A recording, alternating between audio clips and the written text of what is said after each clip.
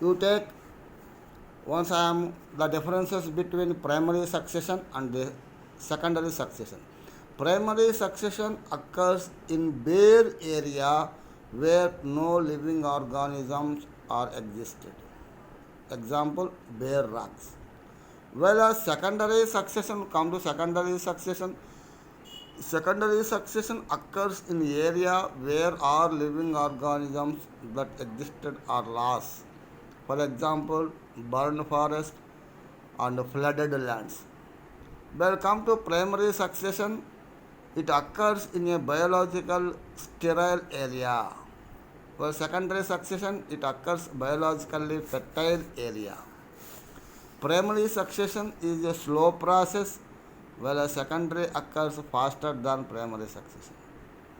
Primary succession takes long time to reach the climax stage. Secondary succession, it takes short time to reach the climax stage. So these are the a small discussion about this succession. We'll come to where climax stage చూసినట్లయితే the secondary succession begins in areas where the natural biotic communities have been destroyed, such as abandoned farmland, burned forests or cut forests and flooded lands. Since some soil or sediments is present, secondary succession is faster than primary succession. So ఇవి ఎక్కడ వస్తాయి అంటే లావాలో ఏర్పడిన దగ్గర, అలాగే పర్వత ప్రాంతాల్లో primary succession అనేటువంటిది ఏర్పడుతుంది. Well come to the last after succession we go to communities. In here we discussion two important questions. What is that is called what is population? Then important you see one topic is there, sir. Students have to see. Then what is plant community and what is population? Some important questions are there. I am sending photo in these questions. First is what is define population and community. Population is a group of similar individuals belonging to same species found in an area. That is population. I am repeating. Population is a group of similar individuals belonging to same species found in an area. Whereas community, it is an assembling of several populations belong to different species occurring in an area. So this is 1-2 marks question. What is difference between population and community? Then I come to another one important question. What is heliophyte, sciophytes?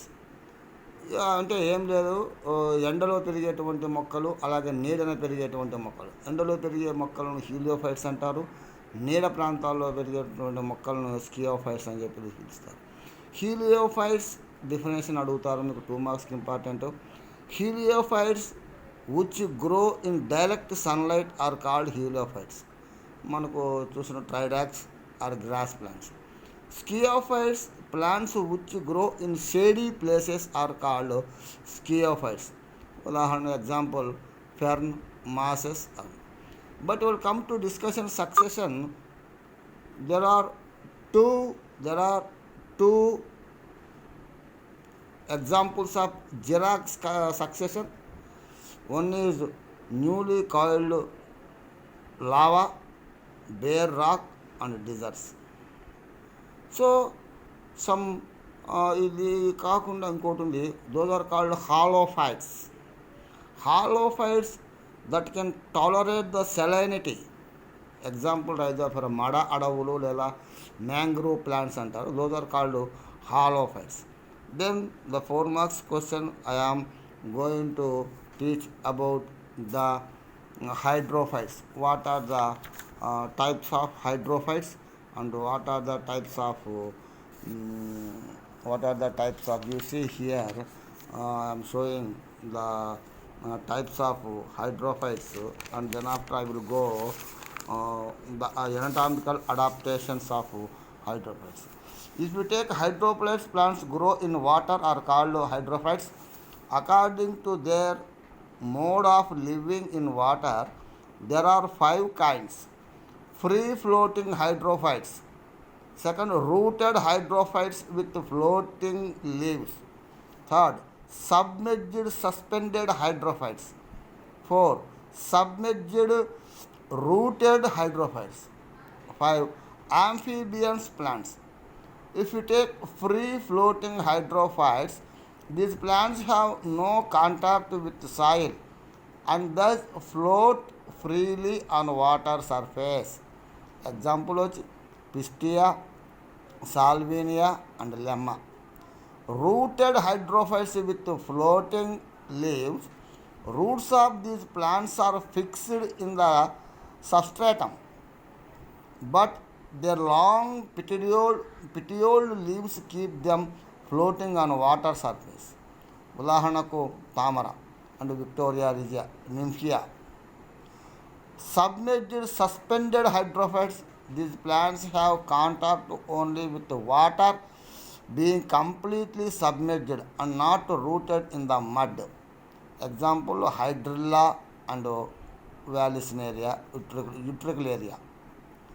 Submerged rooted hydrophytes, these plants are completely submerged in water and attached to the substratum by their root system. Example Vallisneria. And amphibians plants live poorly in water and partially in air. Example Sagittaria, Typha and Limnophila. So these are the five important types of hydrophytes. We'll come to anatomical లేదా morphological adaptations of hydrophytes కనుక వచ్చేస్తే text books I'm showing this morphological Pistia and the morphological and anatomical adaptations of hydrophytes. Morphologically, roots may absent or poorly developed. In some plants, submerged leaves compensate for roots. Root caps are usually absent. In amphibian plants, roots were well developed with distinct root caps. In some plants, root caps are replaced by root packets. Root, if present, are generally fibrous, adventitious, reduced in length, unbranched or poorly branched. Stem is long, slender and flexible. Leaves are thin, long, ribbon shaped, or long or linear or finely dissected. Floating leaves are large and flat with their upper surface coated with wax. So, the morphological, after come to anatomical adaptations కనుక తీసుకున్నట్లయితే cuticle is totally absent in submerged parts of the plant. It may be present in the form of a thin film or surface of parts exposed to atmosphere. The epidermis is composed of thin-walled cells and performs absorption. The epidermal cells contains chloroplasts and help in assimilation. Stomata are totally absent in submerged hydrophytes. Gaseous exchange takes place directly through thin-walled cells by diffusion. In plants with floating leaves, the leaves are epistomatous. All hydrophytes contain aerenchyma that helps the gaseous exchange and buoyancy నీటిలో తేలడానికి. So here is one question. All hydrophytes have reduced xylem. They have no need of a xylem. So this is the topic of hydrophytes. Then come to xerophytes. I can show the xerophytes. Xerophytes are very near. There are plants which grow in habits deficient of water supply are called xerophytes or desert plants. They are classified into three categories. One is ephemerals, second one is succulents, third one is not succulents. If you take ephemerals, these plants are annuals, mostly found in arid or dry zones. Ephemerals, they complete their life cycle within a very short period. Example, tribulus. Succulents plants, these plants absorb large quantity of water during rainy season. Thus, they store the water in different parts of the plant in form of mucilage. As a result, the plant parts like stem, leaf, root become succulent. For example, stem opuntia, leaf aloe vera, root asparagus become succulent. The stored water is used during dry period. These are called drought avoiding plants. Well, come to non succulent plants. These are perennial plants which can withstand prolonged period of drought. Example, casuarina and neem, గన్నేరు మొక్కలు and కాజురైన చవక మొక్కలు. These are called true xerophytes.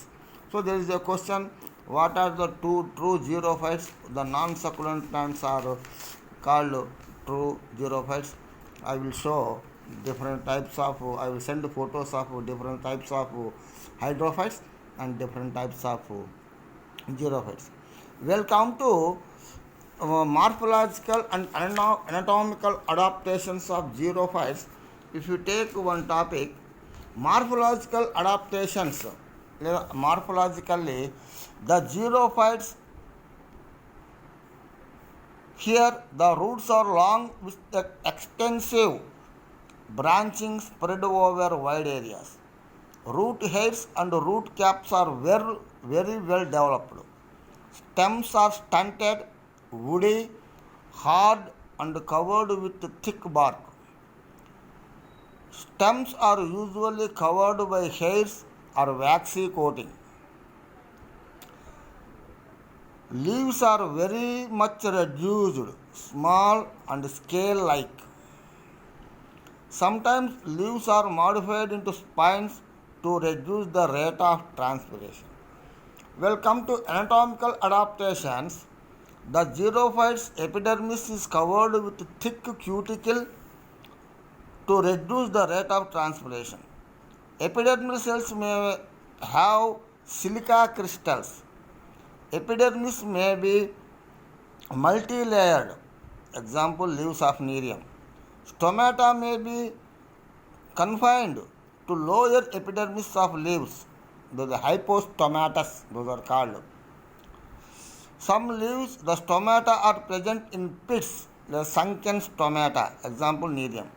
Mechanical tissue are relatively well developed. Vascular tissues are relatively well developed. So this is very important topic of these two are very important. One is xerophytes and one is hydrophytes, and third one is succession and primary succession. I am sending the photos of important questions and xerophytes and hydrophytes.